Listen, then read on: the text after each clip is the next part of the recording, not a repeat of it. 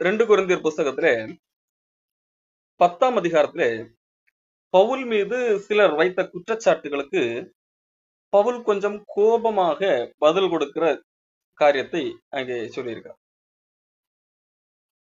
பவுலை குறித்து சிலர் சொன்ன காரியம் என்னவென்றால், பவுல் எல்லாம் தேவ மனிதன் கிடையாது, அவர் தன்னுடைய மாம்சத்தின்படி நடக்கிற ஒரு ஆள், அவருக்கெல்லாம் அந்த அளவுக்கு திறமை கிடையாது, அவருக்கு பேச்சாற்றல் கிடையாது, அவர் தூரத்துல இருக்கும்போது நிருபத்தில் எழுதும் போது மட்டும்தான் பெரிய ஆளாக தன்னை காட்டிக்கொள்வாரே தவிர அவர் நேர்ல எல்லாம் வந்தால் அந்த அந்த அளவிற்கு பேசக்கூடிய நபர் அல்ல என்பதாக பவுல் மீது யார் கொரிந்து மக்களை குழப்பம் நினைத்த கள்ளர்கள் பவுலை குறித்து பேசினார்கள். அதற்கு பதில் சொல்லும் விதமாகத்தான் இந்த 10ஆம் அதிகாரத்திலே அவர் சில காரியங்களை எழுதுகிறார். உங்களுக்கு முன்பாக இருக்கும்போது தாழ்மையாகவும் தூரத்திலே இருக்கும்போது உங்கள் மேல் கண்டிப்பாயும் இருக்கிற பவுலாகிய நான் கிறிஸ்துவின் சாந்தத்தையும் தயவையும் முன்னிட்டு உங்களுக்கு புத்தி சொல்லுகிறேன். இங்கே என்ன சொல்லுகிறார்?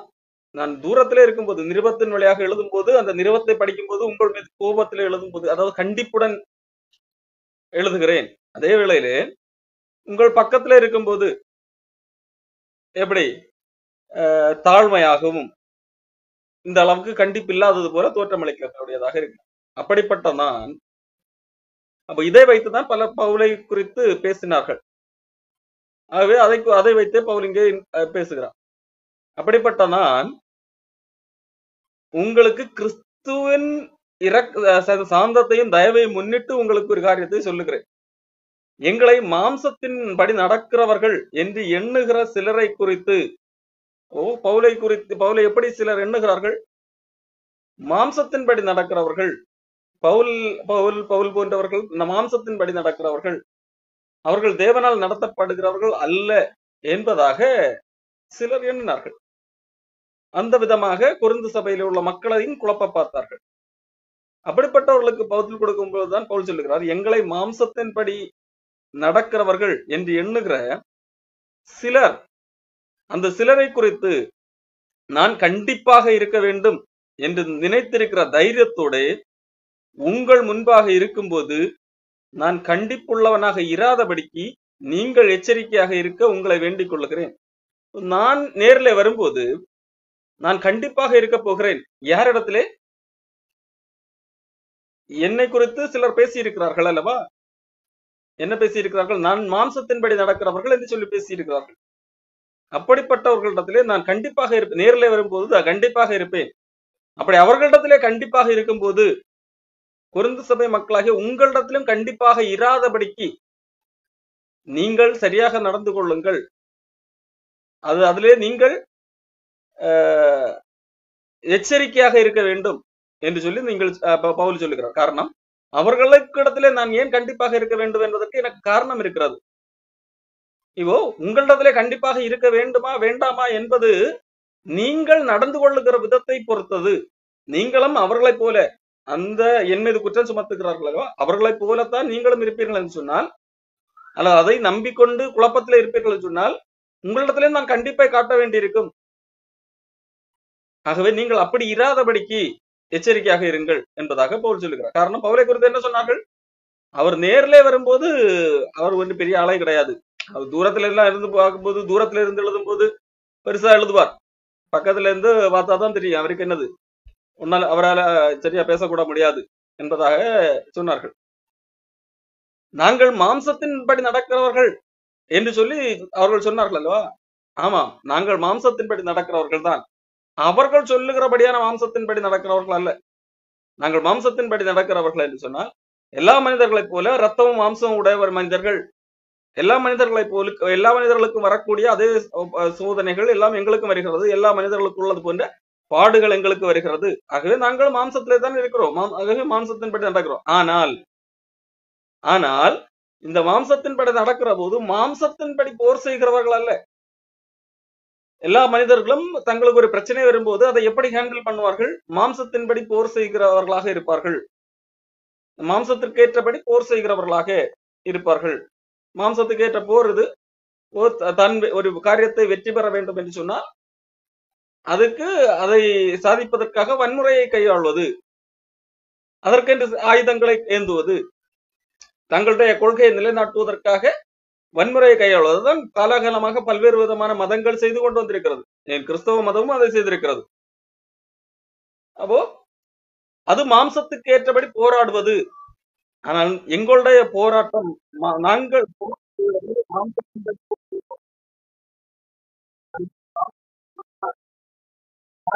மாம்சத்தின்படி போர் செய்கிறவர்கள் அல்ல என்று சொல்லி இங்கே பவுல் அப்போஸ்தலன் சொல்லுகிறார். ஓ, அந்த மாம்சத்துக்கு ஏற்ற விதமாக நாங்கள் யாரிடத்திலும் சண்டை போடுகிறவர்கள் அல்ல, மாம்சத்துக்கு ஏற்றபடி போர் செய்கிறவர்கள் அல்ல. மாறாக எங்களுடைய போராயுதங்கள் மாம்சத்திற்கு ஏற்றவர்களாய் இராமல் அரண்களை நிர்மூலமாக்குகிறதற்கு தேவ பலம் உள்ளவைகளாக இருக்கிறது. அப்போ எங்களுடைய போர் ஆயுதங்கள் என்பது இந்த உலகம் சார்ந்த போர் ஆயுதங்கள் அல்ல. உலகம் சார்ந்த ஆயுதங்கள், ஒரு போரில் வெற்றி பெறுவதற்காக பல்வேறு விதமான ஆயுதங்கள் கையாளுவார்கள். அப்படிப்பட்ட ஆயுதங்களை நாங்கள் கை கொண்டு போரில் வெற்றி பெறுவோம். அப்படிப்பட்ட ஆயுதங்களில் நாங்கள் ஈடுபடுகிறதில்லை. எங்களுடைய போர் ஆயுதங்கள் மாம்சத்துக்கு ஏற்றவைகள் அல்ல, மாறாக அது தேவ பலம் உள்ளவைகளாக இருக்கிறது. அந்த தேவ பலமுள்ள ஆயுதங்களால் எங்களால் அரண்களையே நிர்மூலமாக்க முடியும் என்பதாக இங்கே பவுல் சொல்லுகிறார். பவுல் கூறுகிற இந்த தேவ பலமுள்ள போர் ஆயுதங்கள் எது என்று சொல்லி இங்கே பவுல் சொல்லுகிறார் சொன்னா, பவுலிடத்துல இருக்கிற போர் ஆயுதம் எது? சத்தியம், தேவனை குறித்த சத்தியம், உண்மை, சுவிசேஷம். அதைத்தான் இங்கே பவுல் தன்னுடைய ஆயுதமாக பயன்படுத்துகிறார். தான் பேசுகிற உண்மை, அவரிடத்திலே காணப்படுகிறது உண்மை, அதுதான் தேவ பலம் உள்ளவைகளாக இருக்கிறது என்று சொல்லி இங்கே பவுல் சொல்லுகிறார். இதே காரியத்தை 1 கொரிந்தியர் புத்தகத்திலே பவுல் சொல்லி இருப்பார். 1 கொரிந்தியர் புத்தகத்திலே 2ஆம் அதிகாரம்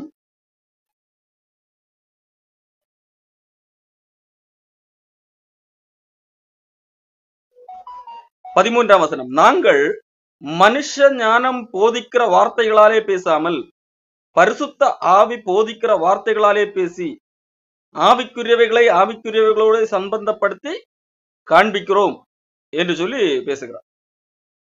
1 கொரிந்தியர் 2ஆம் அதிகாரம் 5ஆம் வசனம், என் பேச்சும் என் பிரசங்கமும் மனுஷ ஞானத்திற்குரிய நய வசனமுள்ளதாக இராமல் ஆவியினாலும் பலத்தினாலும் உறுதிப்படுத்தப்பட்டதாக இருந்தது என்று சொல்லி இங்கே பவுல் சொல்லுகிறார்.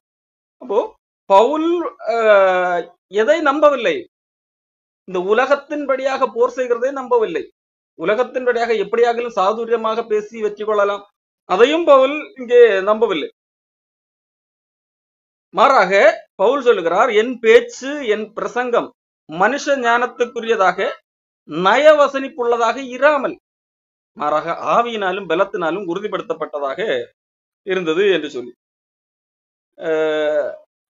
மட்டுமல்ல, அவர் என்ன சொன்னார்? அரண்களை நிர்மூலமாக்குவதற்கு ஏதுவான தேவ பலம் உள்ளதாக இருக்கிறது என்று. 1 கொரிந்தியர் 1ஆம் அதிகாரம் 18ஆம் வசனம், சிலுவையை பற்றிய உபதேசம் கெட்டு போறவர்களுக்கு பைத்தியமாக இருக்கிறது, ரட்சிக்கப்படுகிற நமக்கோ அது தேவ பலனாக இருக்கிறது.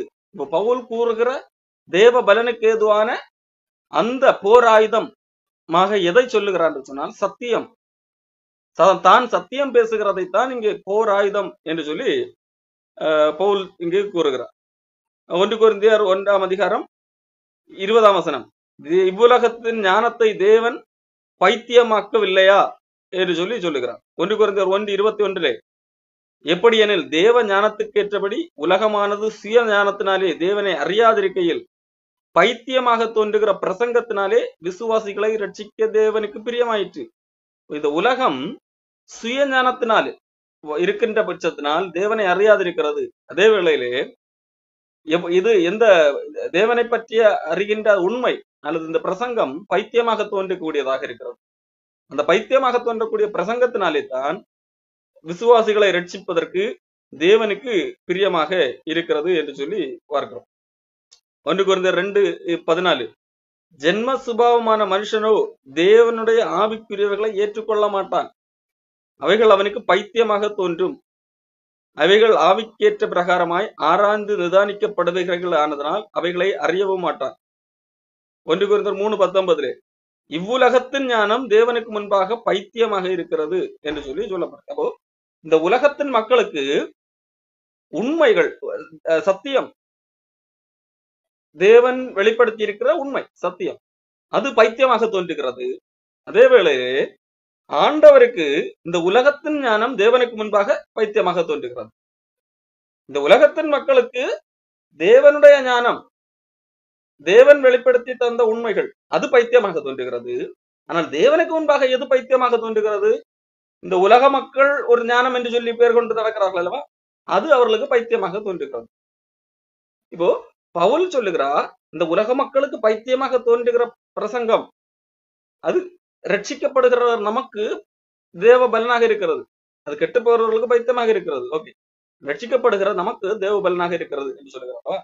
இப்ப இதே காரியத்தை தான் இங்கே 2 கொரிந்தியர் 10ஆம் அதிகாரத்திலே பயன்படுத்தும் போது சொல்லுகிறார், எங்களுடைய போராயுதங்கள் நீ இந்த மாம்சத்திற்கு ஏற்றபடியானது அல்ல, எப்படியாகலும் வெற்றி பெற ஆக வேண்டும் என்கிறதற்காக மனிதர்கள் மாம்சத்தின்படியாக கபடு வஞ்சம் நிறைந்து பல்வேறு விதமான திட்டங்களை தீட்டி வெற்றி பெறுவார்கள், ஆயுதங்களை ஏந்துவார்கள். ஆனால் எங்களுடைய போராயுதங்கள் அப்படி அல்ல, மாறாக தேவ பலமுள்ளவைகளாக இருக்கிறது. அது இந்த தேவ பலமுள்ளவைகள் அரண்களை நிர்மூலமாக்கக்கூடியதாக இருக்கிறது. இங்கே அரண் என்று சொல்லும் போது எழுத்தின்படியாக உண்மையான கோட்டை குறித்து அல்லது அரணை குறித்து சொல்லவில்லை, மாறாக மனிதர்களிடத்திலே காணப்படுகிற அரண்கள்,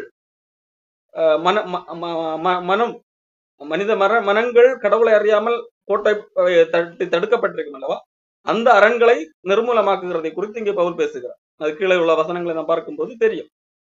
அப்போ பவுல் சொல்லுகிறார், இந்த தேவ பலமுள்ள ஆயுதங்களால், என்னிடத்திலே இருக்கிற ஆயுதம் மாம்சத்திற்கு ஏற்ற ஆயுதம் அல்ல, தேவ பலமுள்ள ஆயுதம் என்று சொல்லி பவுல் சொல்லுகிறார். அப்போ அந்த ஆயுதம் எது? மனிதர்களை எப்படியாகலும் ஈர்க்க வேண்டும் என்கிறதற்காக பேசுகிற நயவசனிப்பு சார்ந்ததும் அல்ல, மனுஷ ஞானம் சார்ந்ததும் அல்ல, மாறாக தேவ ஞானத்திற்கு ஏற்ற ஒன்றாக காணப்படுகிறது. அந்த ஞானத்தால் அரண்களை நிர்மூலமாக்க முடியும் என்று சொல்லுகிறார்களா, அது அதனுடைய விளக்கமாக என்ன அந்த எது அரண்கள் என்று சொல்லி சொல்லுகிறார். எங்களுடைய போர் 5ஆம் வசனம், அவைகளால், அதாவது எங்களுடைய ஆயுதங்களால், மாம்சத்திற்கு ஏற்ற போர் ஆயுதங்கள் அல்ல, தேவ பலமுள்ள அந்த ஆயுதம், அவைகளால் நாங்கள் தர்க்கங்களையும், தர்க்கங்கள் முதல் நூற்றாண்டிலே பல்வேறு விதமான தர்க்கங்களை பார்க்கிறோம். அப்போஸ்தலர் நடவடிக்கைகள் 7ஆம் அதிகாரத்திலே 6ஆம் அதிகாரத்தின் கடைசி பகுதியிலிருந்தே அங்கே ஸ்தேவான் இங்கே இந்த மனிதனோடு தர்க்கம் பண்ணுகிறார்கள் யூதர்கள். ஸ்தேவான் பேசின ஞானத்தையும் அவனுடைய வல்லமை எதிர்த்து நிற்க கூடாமல் அவன் மீது பொய் குற்றம் சாட்டுகிறார்கள். என்ன செய்கிறார்கள்? இவன் தேவ தூஷணம் சொல்லுகிறவன் என்று சொல்லி குற்றம் சாட்டுகிறார்கள். குற்றம் சாட்டி அவனை கல்லெறிந்து கொல்லுகிறார்கள். அங்கே அந்த தர்க்கத்திலே ஸ்தேவான் வெற்றி பெறுகிறவனாக, வெற்றி பெற்றான் என்று சொன்னால் அவன் என்ன செய்யவில்லை, அங்கே சண்டை போடவில்லை, அவன் என்னது எப்படியாவது வெற்றி பெற வேண்டும் என்று சொல்லி டிவி டிபேட்ல எல்லாம் பார்த்தால் என்ன செய்வார்கள், கத்தி கத்தி ஏதோ கூச்சல் போட்டு எல்லாம் இருப்பார்களா, அல்லது மற்றவர்களை பேச விடாமல் ஏதோ காரியங்களை செய்து நான் தான் பேச வேண்டும் சத்தம் உயர்த்தி, அப்படி அந்த மாதிரி வெற்றி குறுக்கு வழியில வெற்றி பெறுவதை குறித்தல்ல, மாறாக உண்மையை பேசும்போது அவர்களுக்கு சொல்வதற்கு மாறுதரம் இல்லை, அவர்களே என்னது கன்வின்ஸ் ஆகக்கூடியவர்களாக இருக்கிறார்கள். ஆனால் அதை அவர்களால் ஒத்துக்கொள்ள முடியவில்லை. இவ்வளவு நாட்கள் நான் பின்பற்றி வந்த கொள்கையை விட்டுவிட்டு இவன் சொல்லுகிற காரியம் எனக்கு கன்வின்ஸ் ஆகிறது போல இருந்தால் நான் ஏற்றுக்கொண்டாக வேண்டுமா என்கின்ற ஒரு பிடிவாதத்தில் இருக்கிறார்கள். ஆனால் உண்மையிலே என்னது அந்த தர்க்கத்திலே அவர்கள் தோற்றுத்தான் போகிறார்கள். ஆனால் அவர்களுக்கு அது ஒத்துக்கொள்ள மனமில்லை. அப்ப தர்க்கங்களை, இந்த தேவ பலமுள்ள ஆயுதங்களால் தர்க்கங்களை நாங்கள் கீழாக்குகிறோம். அடுத்ததாக தேவனை அறிகிற அறிவுக்கு விரோதமாய் எழும்புகிற எல்லா மேட்டிமையும் நிர்மூலமாக்குகிறோம். தர்க்கங்களை நிர்மூலமாக்குகிறோம். இரண்டாவது மேட்டிமை, மனமேட்டிமை, எனக்குத்தான் எல்லாம் தெரியும் என்று சொல்லி ஒரு மேட்டிமை. இங்க நாம் ஏற்கனவே படித்தோம் அல்லவா, இவ்வுலகத்தின் ஞானம், இந்த உலகத்தின் ஞானம் அந்த அதை பெரிதாக எண்ணிக்கொண்டிருப்பதால், அல்லது இந்த உலகம் சுய ஞானத்தினாலே இருக்கிறபடியினால், அதனால்தான் இந்த பிரசங்கம் அவர்களுக்கு பைத்தியமாக தோன்றுகிறது. 1 கொரிந்தியர் 1:21 தேவ ஞானத்திற்கு ஏற்றபடி உலகமானது சுய ஞானத்தினாலே தேவனை அறியாதிருக்கையில். இந்த உலகம் ஏன் தேவனை அறியவில்லை? சுயஞானம். சுயஞானம் என்பது மேட்டிமையை உண்டாக்குகிறது, பெருமையை உண்டாக்குகிறது. நான் சொல்வதுதான் சரி, எனக்கு தெரியாததா என்கின்ற, நான் இவ்வளவு நாட்கள் பின்பற்றின தப்பாக இருக்குமா, எனக்கு அது அவர்கள் சொல்லுகிறது புரியவில்லை, அப்போ எனக்கு இது புரிந்து இதுதான் புரிகிறது, அப்போ இதுதான் சரி என்று சொல்லி நான் என்கின்ற அந்த மேட்டிமை. இந்த மேட்டிமை என்ன என்ன காரணமாக இருக்கிறது? இந்த உலகமானது சுயஞானத்தினாலே தேவனை அறியாதிருக்கையில். அப்போ ஏன் தேவனை அறியவில்லை அவர்கள் தேவனை அறியாதிருக்க காரணம் அவர்கள் சுயஞானமுடையவர்களாக இருக்கிறார்கள். இப்போ சுயஞானம் அதை தூக்கி பிடிக்கிற காரணத்தினால் அவர்களால் ஒரு காலம் தேவனை அறிய முடியாது. இங்கேயும் அதை தான் பவுல் சொல்லுகிறார். தேவனை அறிகிற அறிவுக்கு விரோதமாய் எழும்புகிற எல்லா மேட்டிமை. இப்போ தேவனை அறிகிற அறிவுக்கு விரோதமாக எழும்புகிறது எது? மேட்டிமை. ஏன் அவர்கள் தேவனை அறிகிற அறிவை அடைய முடியவில்லை? காரணம், அதற்கு விரோதமாக, தேவனை அறிகிற அறிவை பெற்றுக் கொள்வதற்கு விரோதமாக அவர்களிடத்தில் ஒரு காரியம் காணப்படுகிறது, ஒரு குணாதிசயம் காணப்படுகிறது. அது எனக்கு தெரிகிறது தான் சரி, நான் எனக்கு தெரிந்ததைத்தான் ஏற்றுக்கொள்வேன், நான் தான் என்கின்ற மேட்டிமை, சுய ஞானத்துக்கு அடுத்த அந்த மேட்டிமை. ஆகவேதான் சுய புத்தியை சார்ந்து கொள்ளுதல். அப்போ அந்த சுய புத்தியை சார்ந்து கொள்ளுகின்ற அந்த செயல் அது மேட்டிமை உண்டாக்குகிறது. அது தேவனை அறிகிற அறிவுக்கு எதிராக இருக்கிறது. இந்த தேவனை அறிகிற அறிவுக்கு எதிராக இருக்கக்கூடிய அந்த மேட்டிமை, பெருமை, அதை நிர்மூலமாக்கக்கூடிய ஒன்றாக எங்களிடத்திலே காணப்படுகிற போர் ஆயுதம் இருக்கிறது. அது என்ன? சத்தியம், உண்மை. எங்களிடத்திலே காணப்படுகிற ஆயுதம் உண்மை. பவுல் ஒரு இடத்திலே ஒரு அரசர் முன்பாக பேசுகிறார். பேசும்போது நியாய தீர்ப்பை குறித்தெல்லாம் பேசுகிறான். அப்போ அவன் என்னது? பயப்படுகிறான். பயத்து நான் பின்பற்றி ஒருவரை கேட்கிறேன் என்று சொல்லுகிறான், அனுப்பி விடுகிறான். அவன் நினைத்திருந்தால் அவன் அதை ஏற்றுக்கொண்டிருக்க முடியும். இன்னொரு முறை பவுல் பேசும்போது ராஜா சொல்லுகிறா, ஏற கொஞ்சம் குறைய என்னை கிறிஸ்தவன் ஆகிறதற்கு சம்மதிக்க பண்ணுகிறாய் என்பதாக சொல்லுகிறார். அப்போ அவர்களுக்கு என்னது? பவுல் பேசுகிற அந்த உண்மை, அதை எதிர்த்து நிற்க அவர்களால் முடியவில்லை. ஆனாலும் அவர்கள் என்னது? தங்கள் கொள்கையை விட்டுக் கொடுக்காமல் இருக்கிறவர்களாக இருக்கிறார்கள். அப்போஸ்தலர் 26-28 இருக்கிறது. அகிரிப்பா ராஜா அவன் தான் பவுலிடத்திலே சொல்லுகிறான், நான் கிறிஸ்தவன் ஆகிறதற்கு கொஞ்சம் குறைய நீ என்னை சம்மதிக்க பண்ணுகிறாய் என்று. அப்போ பவுலுடைய ஆர்குமெண்ட் என்று சொன்னால் உண்மையை பேசுகின்ற அந்த காரியம், அவர் பேசுகிற உண்மையை எதிர்த்து நிற்பதற்கு ஒருவனும் முடியவில்லை என்பதை குறித்து நமக்கு பார்க்க. அப்போ இந்த என்னிடத்திலே காணப்படுகிற அந்த ஆயுதம் எது? உண்மை, சத்தியம். அது தேவ பலனாக இருக்கிறது. அது அரண்களை நிர்மூலமாக்குகிறதாக இருக்கிறது. அப்போ உங்களிடத்திலே காணப்பட்ட ஒரு கொள்கை கோட்பாடு இருக்கிறதல்லவா, அதுக்கு தேவனை அறிவதற்கு எதிராக தடையாக இருக்கிறதெல்லாம் கோட்டை கட்டி வச்சு அந்த கோட்டையை இடித்து போடக்கூடிய ஒரு காரியம், நிர்மூலமாக்கக்கூடிய ஒரு காரியம் தான் என்னிடத்துல இருக்கிற ஆயுதம் என்பதாக இங்கே பவுல் சொல்கிறார். தேவனை அறிகிற அறிவுக்கு விரோதமாக எழும்புகிற எல்லா மேட்டுமையை நிர்மூலமாக்கி எந்த எண்ணத்தையும் கிறிஸ்துவுக்கு கீழ்ப்படிய சிறைப்படுத்துகிறவர்களாக இருக்கிறோம். எந்த எண்ணத்தையும் தேவனுக்கு எதிராக எழும்புகிற மேட்டுமை, அதை நிர்மூலமாக்குகிறோம். மட்டுமல்ல, எந்த எண்ணமாக இருந்தாலும் அதை கிறிஸ்துவுக்கு கீழ்ப்படிய சிறைப்படுத்துகிறவர்களாக நாங்கள் இருக்கிறோம் என்பதாக இங்கே சொல்லு. அப்போ பவுல் அதான் பவுலிடத்திலே காணப்படுகிற ஆயுதமாக இருக்கிறது. அது என்ன? சத்தியம். இது சுய ஞானத்தினால் பேசினது அல்ல, தேவ ஞானத்தினால் பேசக்கூடியது. மற்றவர்கள் இச்சக வார்த்தைகளை பேச வேண்டிய அவசியம் இல்லை, அல்லது மற்றவர்களை கவரும் விதத்திலே பேச வேண்டிய, நயவசனிப்பிலே பேச வேண்டிய அவசியம் இல்லை. கடவுள் சொன்னதை சொன்ன வழியாக பேசுவது, அதன் வழியாக இவ்வளவு காரியங்கள் நடக்கிறது. அப்போது இது எல்லாருடைய வாழ்க்கையில நடக்கவில்லை என்று சொன்னால் உண்மையிலே அவர்கள் அதை ஏற்றுக்கொள்ள தயாராக இல்லை. அவர்கள் தங்களுடைய தோல்வியை ஒப்புக்கொள்வதற்கு அவர்கள் தயாராக இல்லை. அதுதான் உண்மையை தவிர அவர்கள் மன ஒரு ஒரு சிந்தித்து பார்த்தால் தாங்கள் தங்களிடத்திலே தாங்கள் நம்புகிற கொள்கை தவறு, இதுதான் உண்மையை இதுதான் உண்மையாக இருக்க முடியும் என்பதை கண்டுகொள்வார்கள். ஆனால் அதற்கு எதிராக அவர்கள் எண்ணம் தங்களுடைய தோல்வியை ஒப்புக்கொள்ள இடம் கூடாத காரணத்தினால்தான் வராமல் இருக்கிறார்கள். ஆனால் அநேக பவுலுடைய பேச்சை கேட்டு எப்படி எல்லாரும் வருகிறவர்களாக இருந்தார்கள், அநேகர் விசுவாசிகள் ஆனார்கள் அல்லவா, அநேகர் கிறிஸ்தவர்கள் ஏற்றுக்கொண்டார்கள் அல்லவா. அது எப்படி நடந்தது? அந்த பவுலுடைய உண்மையை அப்படி உள்வாங்கி கொண்டவர்கள், அப்படி உள்வாங்கி கொண்டதன் விளைவாக மேட்டுமை அழிகிறது, எந்த எண்ணமும் கிறிஸ்துவுக்குள்ளாக சிறைபிடிக்கப்படுகிறது. அவர்கள் கிறிஸ்துவை அறியாதபடிக்கு கட்டப்பட்டிருந்த அந்த சிறை, அந்த அரண்கள் எல்லாம் நிர்மூலமாக்கப்படுகிறது. அப்போ அது அவருடைய போராயுதமாக இருக்கிறது. அடுத்ததாக பவுல் சொல்லுகிறார், உங்கள் கீழ்ப்படிதல் நிறைவேறும் போது எல்லா கீழ்ப்படியாமையின் தக்க நீதியுள்ள தண்டனையை செலுத்த ஆயத்தமாக இருக்கு. அப்போ நான் வரும்போது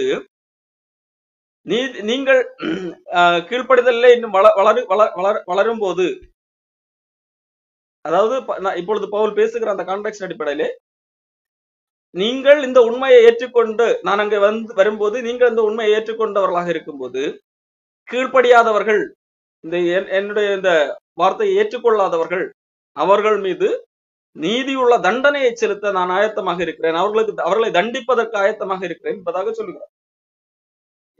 பவுல் இங்கே தண்டனை என்று குறிப்பிடுவது வன்முறை கையாள்வது அல்ல. இவர்கள் திருந்தாதவர்கள், இவ்வளவு உண்மையை சொன்ன பிறகும் அவர்கள் அந்த உண்மைக்கு கீழ்ப்படியாதவர்கள். பவுல் சொல்லுகிறார், நீங்கள் இப்பொழுது குழப்பத்திலே ஒருவேளை இருந்தால் என்ற வார்த்தையை கேட்டு கீழ்ப்படியும் போது, அங்கேயும் மறுபடியும் கீழ்ப்படியாதவர்கள் இருந்தால், இந்த உண்மையை ஏற்றுக்கொள்ளாமல் இருந்தால், இந்த சத்தியத்தை ஏற்றுக்கொள்ளாமல் இருப்பார்கள் என்று சொன்னால் அவர்கள் மீது நீதியுள்ள தண்டனை செலுத்தப்படும். என்ன? சபைக்கு புறம்பாக்குவதுதான். சபையிலே ஒழுங்கு நடவடிக்கை எடுக்கிறதை குறித்து தான் இங்கே தண்டனை என்று சொல்லுவார். மற்றபடி அவர் ஏற்கனவே சொல்லிவிட்டார், எங்களுடைய ஆயுதங்கள் மாம்சத்திற்கு ஏற்ற ஆயுதங்கள் அல்ல என்பதை ஏற்கனவே சொல்லிவிட்டார். தண்டனையின் வார்த்தையை வைத்துக் கொண்டு நாம் அதை அவர் அடி கொடுக்க போகிறார், வன்முறை கையாளுகிறார் என்கிறதாகவும் எண்ணிவிடக் கூடாது. 7ஆம் வசனம், வெளித்தோற்றத்தின்படி பார்க்கிறீர்களா? காரணம் என்னது?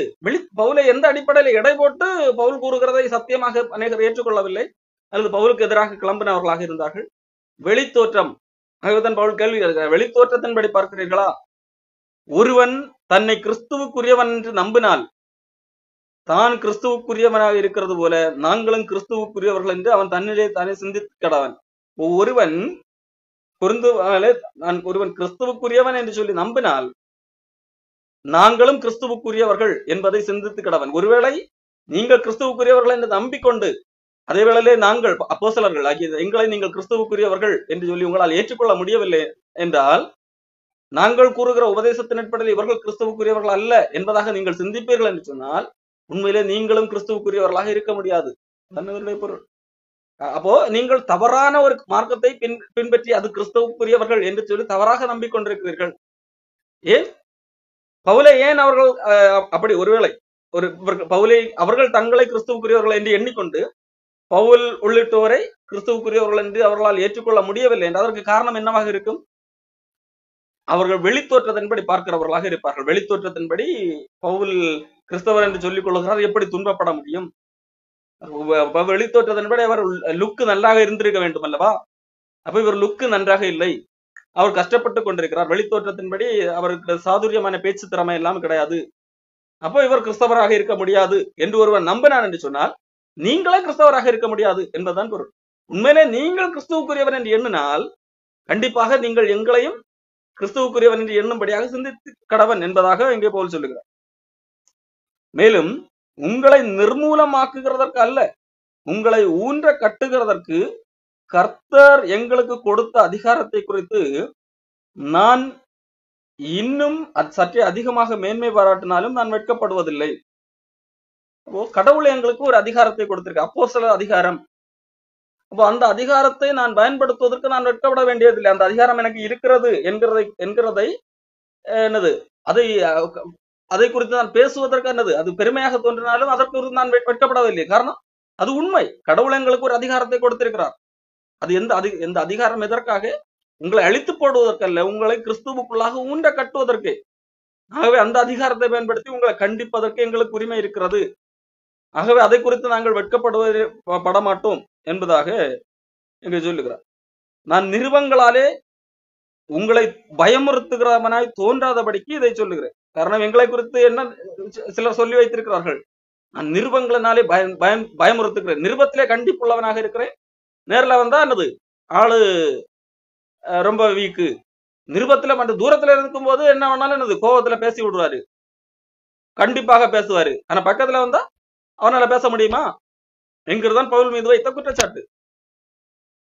அப்போ தூரத்துல இருந்து பேசுறதெல்லாம் எளிது, முகத்தை பார்த்து நேரில் வந்து பேச முடியுமா என்கிறதாக கேட்டார்கள். ஆகத்தான் பவுல் அதை வைத்து இங்க சொல்லுகிறார். நான் நிருபத்தினாலே என்னது பயமுறுத்துகிறவனா உங்களுக்கு தோணுது இல்லையா? அதற்கு காரணம் என்னது? எங்களுக்கு அதிகாரம் இருக்கிறது, உங்களை கண்டிப்பதற்கு எனக்கு அதிகாரம் இருக்கிறது. அந்த அதிகாரம் உங்களை அழித்து போடுவதற்கல்ல, உங்களை ஊன்ற கட்டுகிறதற்கு. ஆகவே இதை குறித்து எனக்கு அதிகாரம் இருக்கிறது என்று சொல்வதை அது மேன்மை பாராட்டுதல், அதை குறித்து நான் வெட்கப்பட போவதில்லை என்பதாக சொல்லுகிறார். என்னை குறித்து அவர்கள் என்ன சொல்லுகிறார்கள்? அவனுடைய நிருபங்கள் பார யோசனையும் பலமும் உள்ளவைகள். அவனுடைய நிருபங்கள் எல்லாம் எப்படி இருக்கிறது? ரொம்ப பலமுள்ளவைகளாக, ஸ்ட்ராங்காக, பாரமாக, கடுமையாக, ரொம்ப காட்டமாக இருக்கிறது. ஆனா சரி, அவன் நேர்ல வந்தா சரீரத்தின் தோற்றமோ அற்பம், பலவீனம். சரீரத்தின் தோற்றம் அவன் பக்கத்துல வந்து அவனை பார்க்க சகிக்காது, பலவீனமான மனுஷன். அவனுடைய பேச்சு எப்படி இருக்கிறது? அற்பமாக இருக்கிறது. பவுல் நேர்ல வந்து பேசினா என்னது அது அற்பமாக இருக்கிறது, அது ஒண்ணுக்கும் உதவாது, அவனுக்கு என்னது அந்த பேச்சு திறமை எல்லாம் கிடையாது என்பதாக சொல்லுகிறார். பவுல் மீது குற்றம் சாட்டினார். ஆகவே தூரத்துல இருக்கும்போது என்னது பெரிய ஆளு மாதிரி பேசுவான், பக்கத்துல வந்தா என்னது அவனை பார்க்கவே முடியாது, அந்த அளவுக்கு என்னது சரீரத்தின் தோற்றம் பலவீனம், வசனமோ அற்பம். வசனம் என்றால் பேச்சு, பேசக்கூடிய அந்த வார்த்தை, வசனத்தை குறித்து சொல்லப்படும். இப்போ அவன் வசனம் பேசுறது என்னது அல்லது பிரசங்கம் பண்ணுகிறது எப்படி இருக்குது? அவனுக்கு அந்த அளவுக்கு சாதுரியம் இல்லையோ. அந்த நபர்லாம் பிரசங்கம் பண்ணா காது குளிர கேட்டுக்கொண்டே இருக்கலாம், மணிக்கணக்கில் கேட்டுக்கொண்டே இருக்கும், எவ்வளவு இனிமையாக இருக்கும், எவ்வளவு இன்ட்ரெஸ்டா இருக்கும்.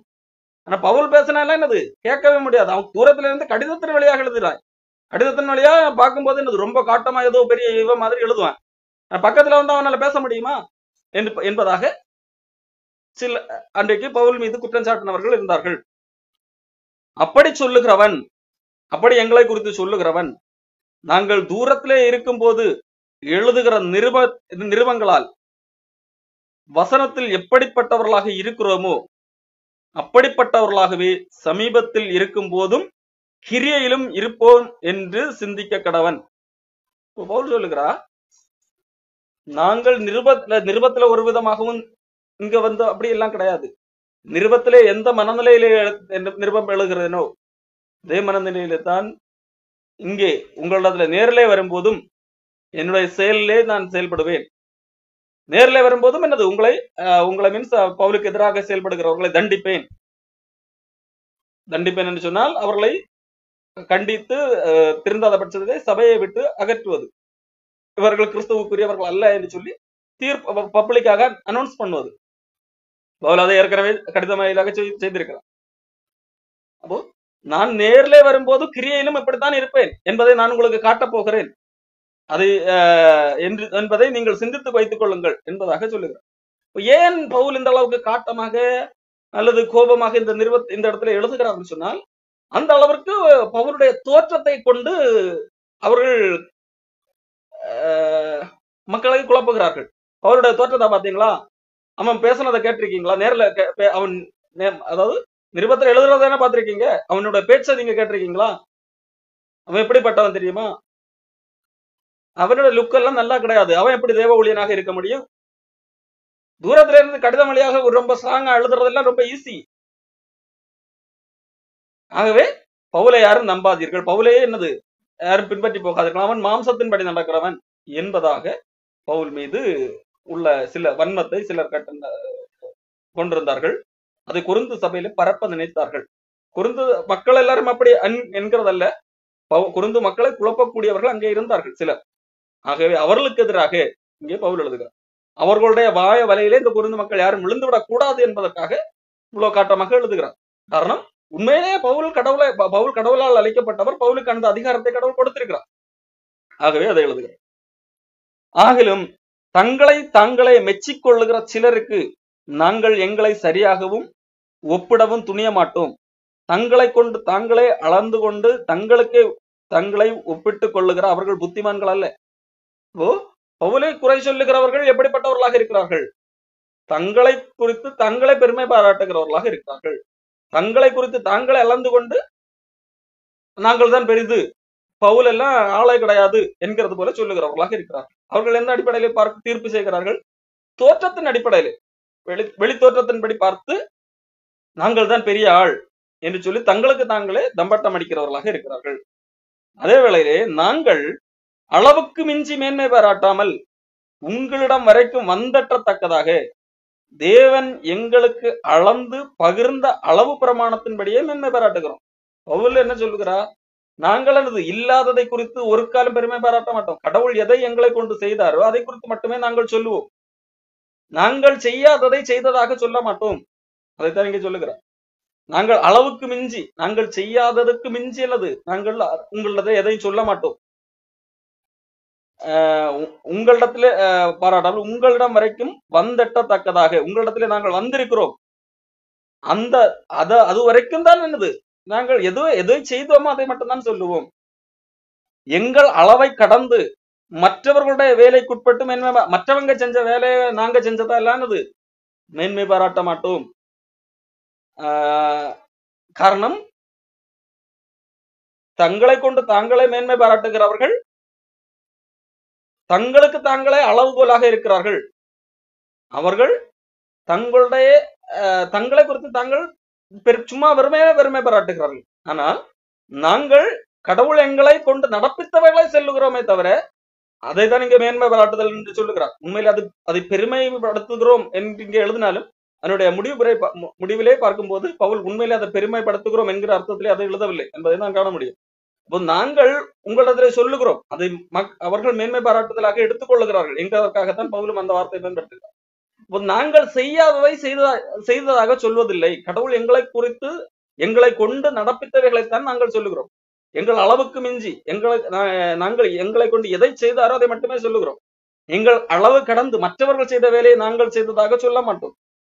ஆகிலும் உங்கள் விசுவாசம் விருத்தியாகும் போது மற்றவர்களுடைய எல்லைகளுக்குள்ளே செய்யப்பட்டவைகளை நாங்கள் செய்ததாக மேன்மை பாராட்டாமல், அப்போ மற்றவங்க செஞ்ச வேலையை நாங்க செஞ்சதாக மேன்மை பாராட்டாமல் உங்களுக்கு அப்புறமான இடங்களிலும் சுவிசேஷத்தை பிரசங்கித்தக்கதாக எங்கள் அளவின்படி உங்களால் மிகவும் பெருகி விருத்தி அடைவோம் என்று நம்பிக்கையாக இருக்கிறோம்.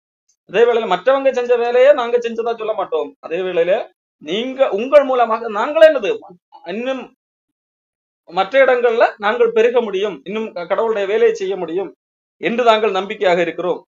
மேன்மை பாராட்டுகிறவன் நாங்க செஞ்சுட்டோம், அதை செஞ்சோம் என்று மேன்மை பாராட்டக்கூடாது. கர்த்தரை குறித்தே மேன்மை பாராட்ட கடவன். கர்த்தரை குறித்து தான் மேன்மை பாராட்ட வேண்டும். கடவுள் எங்களை கொண்டு இதைகளை செய்தார். மேன்மை பாராட்டப்பட வேண்டியவர் கடவுள். தன்னைத்தான் புகழுகிறவன் உத்தமன் அல்ல, கர்த்தரால் புகழப்படுகிறவனே உத்தமன் என்று சொல்லி அந்த இங்கே சொல்லுகிறான்.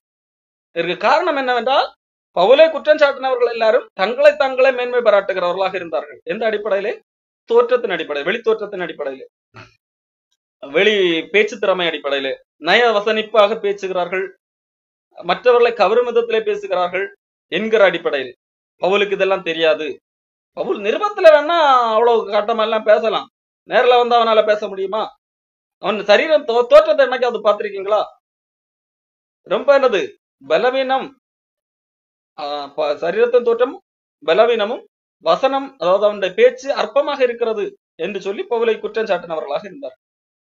பவுல் சொல்லுகிறார், நாங்கள் செய்யாததை செய்ததாக சொல்வதில்லை. அப்ப நாங்கள் செய்ததற்கு ப்ரூஃப் இருக்கிறது. கடவுள் எங்களுக்கு அதிகாரம் தந்திருக்கிறார்.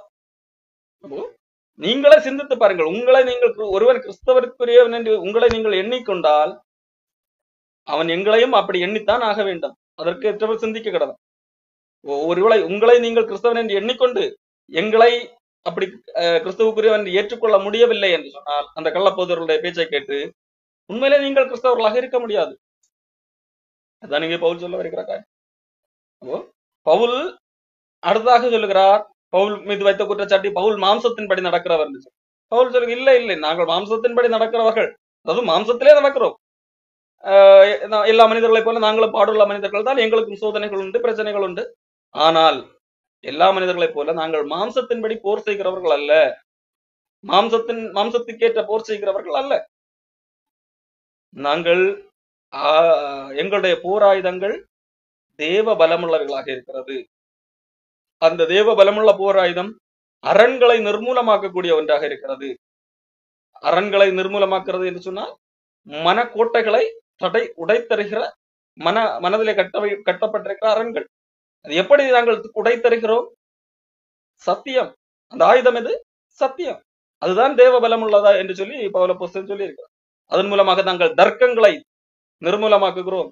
தேவனை அறிகிற அறிவுக்கு எதிராக எழும்புகிற மேட்டிமை, அந்த மேட்டிமையை நிர்மூலமாக்குகிறோம் என்பதாக எந்த எண்ணத்தையும் கிறிஸ்துவுக்குள்ளாக கீழ்ப்படிய பண்ணும்படியாக சிறைபிடிக்கிறவர்களாக இருக்கு. இது எல்லாமே நாங்கள் கையிலே ஆயுதமேந்தி மிரட்டி மதமாற்றவில்லை, மாறாக சத்தியத்தை பேசுவதன் மூலமாக நாங்கள் இந்த சத்தியம்தான் அந்த அங்கே ஆயுதமாக செயல்படுகிறது.